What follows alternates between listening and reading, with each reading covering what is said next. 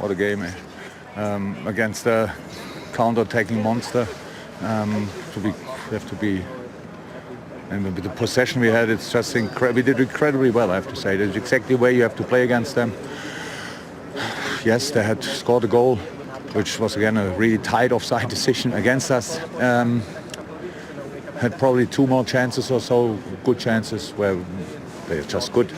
But apart from that, we control the game with the ball, which is just incredibly good. The Tottenham team have improved so much this season. They're ruthless. They're good at what they do, and we knew we were in for a really tough game today. So, it's always nice to get a win over your rivals, and go top of the league's an added bonus. Do you feel as if you've been robbed a little bit there at the end? Why do you say that? Because you had a point and it went away. Do you feel as if it unjustified went away? We were playing to win. We played to win. We were not playing to get the point. Probably the point would be quite a fair result, but we didn't play for a point. We played to win. We were the team that had the biggest chances to win it, especially not just because of the occasions, but the moment of the occasions and the reaction they had. They were in trouble. Well, it was a cracking game of football, whichever way you think which side was best. But in the end, it was Bobby's bonds that clinched it, and he was pivotal right throughout Liverpool's performance. Well, he was the match winner, but I've got to say it was a thoroughly enjoyable game, high in quality, very competitive. I've got to give Curtis Jones a mention. I thought he was superb terrific. again. What a talent. Rhys Williams as well. Yeah, on his debut, Premier League debut. So positives for both managers, actually. Tottenham had a go second half. But yeah, that man, Firmino, was the match winner. He's had a bit of press in the early part of the season when Jota came in, started scoring all the goals. Is he the man? Well, tonight he showed a performance where he was saying, I am the man. And what I loved about it was he was in the box a lot, trying to score goals, which is what you want your striker to do, Gary. You know that. I think this part of his game we know he's brilliant at. Great awareness of those around him. Good runs, good movement, strong, reliable with the ball. But he kept getting in there. His fitness looks good. He looked hungry. Great touch, that is. Unlucky, good defending again from Tottenham. And this one I particularly like, where he's involved in the build-up, but he carries on, getting himself in the box, carries on his run. Good feet. He's always had good feet. And again, good defending from Tottenham. And just when you need a hero, someone to make the difference, bang. Look at that for a header. What a header. Oh. And you could see the pleasure in his face, the celebration. Well, I would think so. There was It's a big game, last-minute winner. I think there was some frustration in it there from what's been going on, people questioning him. Of course. Liverpool's first 11, he's always in it for me. Yeah, and there it is. Look, he's not there primarily for his goal scoring, is he? He's got a bit of everything, and he adds that. He drops deep, doesn't he? He links it up, but he allows those other two to go behind as well. Yeah. Anyway, the Tottenham, Mike. It was a Mourinho-like performance, and in the first half, I think they only got in their opposition's box once.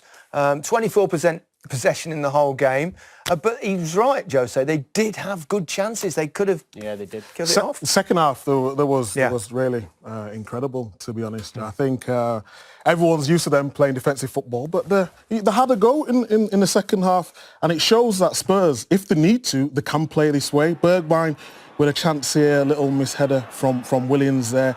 He got in this sort of pocket a lot in the game. He does everything, just hits the post, didn't put enough purchase on it. And then you got Kane, a man in great form. Yeah. I'm sure that the Spurs fans were celebrating when it fell to him. Did enough, but he just heads it down. No, you've got to head it down, but I mean, if you tried to bounce it over the bar, you'd never do it, would you? And he gets another chance here, and I think Alisson would have saved that. But Kane, they've been unbelievably clinical in the past, but today it just didn't sit for him today. You can't keep doing that. Before we move on, Danny, I'd just like, obviously... That's why we have the 3 points. We saw you having a chat with Jose Mourinho at full time. Can you tell us what was that about?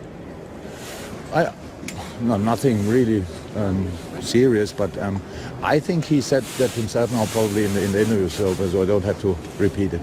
All fine. So no argument over that. That difference was not on the pitch. So therefore, you would expect the Spurs team to be in the running throughout the season for the title, wouldn't you? I expect the Spurs team in the next match to try to win it again, and to do that every game. That's what I expect. And in the end of the season, we will see where we are. No more than that. But you know these players, and these players were in a Champions League final not so long ago. Most of your team. 5. Yeah. 5. There's still a lot of experience in that side, though, isn't there, Yeah, now? 5. And 5 you of adding them. in your mentality. 5 of them. This is a new team with a different way of play, a different way of think, and we are together for not a long time, and to be able to do what we did was fantastic. Of course, the result is the most important thing, and the result is awful, but the way the team performed, I'm happy. You had a word with Jürgen Klopp at the end. What were you saying? I told him the best team lost, and he disagreed, but that's his opinion. By the way, if I behave the same way on the touchline like he does, I have no chance to stay there, and I'm out for a minute. In what sense? After. Because Jürgen was very animated at the end of the first come half. on, that's animated. That's animated. Or do you want me to take the table with the time from the fourth official hands to see what happens to me? You say it's overstepping the mark. No, I'm saying that that for some reason I am different. That's the only thing I say, and that's sad. Well, there's clearly some disagreement between the two managers. We're going to see here on the full-time whistle just exactly what happened. That all seemed pretty cordial, and then it feels like there was an exchange of words. Jose Mourinho might have said something. Jürgen Klopp didn't quite hear him correctly first time, maybe asked for a bit of clarification. But Glenn, what do you make of this then? Well, he's upset, Mourinho, because I think what he's looking at the chances. And yes, Spurs did have clearer cut chances, but as a team, as a football team, Liverpool were the team that had the ball. They were pressing. They perhaps didn't have the same one-on-ones with a goalkeeper. And I think that's where he's come out. He's coming out and saying we're the better team. Yeah. No, they weren't the better team. They had the better chances. And that's the way he plays, and that's the way he sees the game through his eyes. We spoke about it before the game. Who would you prefer? You know, Klopp is somebody that's built a team, an attacking team. Michael said it's easier to play a defensive way, and then if you've got counter-attacking players as well, that's an easier setup.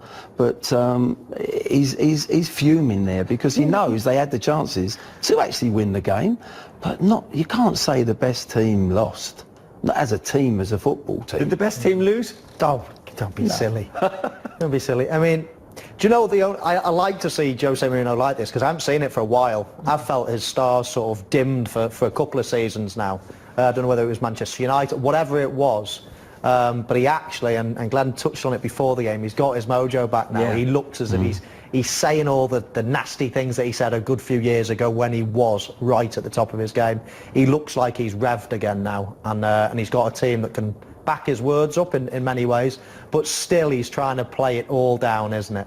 Isn't he? And especially when, you know, the interviewer's trying to say so, he's armed with all the stats. He knew there was only 5 players that played in that Champions League final, and he's playing it all down. But secretly, I think, judging by his reaction, secretly he thinks he's got a chance this season. Yeah. All fine. All's well that ends well then with Jürgen Klopp and Jose Mourinho. Interesting couple of comments on Tottenham. He calls them a top team. But he did begin by calling them a counter-attacking monster. Yeah, that is a new quote, isn't it? Not heard that one. Not quite sure. Is that a backhanded prayer? Like, yeah, I wasn't. I think that was a little backhanded slap. Yeah, but that's the way Jose. We know, and he knows more than anyone that's the way Jose will set his team up against the top teams. You know, Spurs have got. They'll play against teams, you know, mid-table where they'll have possession of the ball. They'll have 70%, and then they've got to open the team up, and they've got the capabilities of that as well. But against the top teams at the moment, that's the way Jose's always set his teams up, and that'll continue as long as they're winning. Spurs fans won't. They'll be happy with it. What did you make of Klopp's comments then?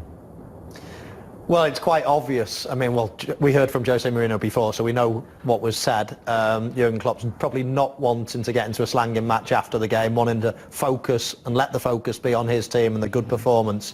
Of course, when you lose, it's always good to deflect. I mean, I've seen it with so many different managers. Sir Alex Ferguson used to come in and shout at us for one thing and then go out and talk about something totally different on the cameras. Jürgen Klopp's a master at it. You know, they will say things and deflect when it suits them. But when they want all the praise on their team, then they'll palm all the nonsense away. And of course, you've seen that. Jose Mourinho losing today, so he wants to deflect it and say other things. So it's a tactic, a long You know, we've seen it many years, but it's still fascinating to watch when it comes off. It's interesting because you take the result away, both managers are pleased with the way their teams have played. The way they've set out to attempt to play that game. Spurs have gone there to counter, they've scored a great counter, and they've got in behind Liverpool 2 or 3 times second half and didn't punish them. And then the Klopp way is to have possession, to open teams up, be patient, have good movement. He's delighted with the way they're playing. He thinks probably tomorrow when he looks at it, it's the best we've played all season against the top team themselves, and he'll be happy. The only thing is the 2-1 result, Mourinho is chomping on the bit because he hasn't won the game or got a point. The one thing that will no doubt please Jürgen Klopp is the vast improvement on that performance compared to the first half against Fulham last time round. Yeah, because it was always going to be similar. Fulham put men behind the ball. And to be fair to Fulham, they didn't just put men behind the ball. They actually attacked really well. Caused problems. They did cause problems. And Liverpool, it was as bad as I've seen first half. It was probably the worst first half I've seen from them for a long time. And away from home, they've struggled this season in terms of picking up points. A lot of draws there. But at home, and this home record, it doesn't matter who they play. I mean, it's quite staggering. And it's not just in the league. I mean, the Champions League, the Barcelonas, they've all come and tried, but they are absolutely... And it's, again, look at the amount of wins. Yeah. It's not like they've drawn 30 and won 40 on. They've hardly drawn any. It's just they're a winning machine. Do you know, I don't think I can actually remember the last time Liverpool lost now, but it was Crystal Palace. Yeah, I think it was Palace. April 2017. Yeah. Who was the manager of Palace then? Wow. Sam Allardyce. Was it? Was it? Sam. Right. All the West Brom fans that have just sat up. Yeah, you can imagine. But look, actually, if it's 66 played, 55 won, the main problem for Liverpool, and you just actually pointed it out, Michael, is the fact that they've dropped 11 points on the road this season. Yeah, but they've touched 100 points for the last 2 seasons, so their away record has been sensational. I think it's only a little blip at the moment. They've had lots of injuries. There's been lots of problems this season. We all know we're not in the ideal situation. No fans, no pre-season hardly, condensed, league. So we've heard all the excuses before, and I do think it's just an anomaly really, because they've shown for 2 years now they're sensational away from home. They have been. The slight difference as well this year, he didn't make any subs, did he, today?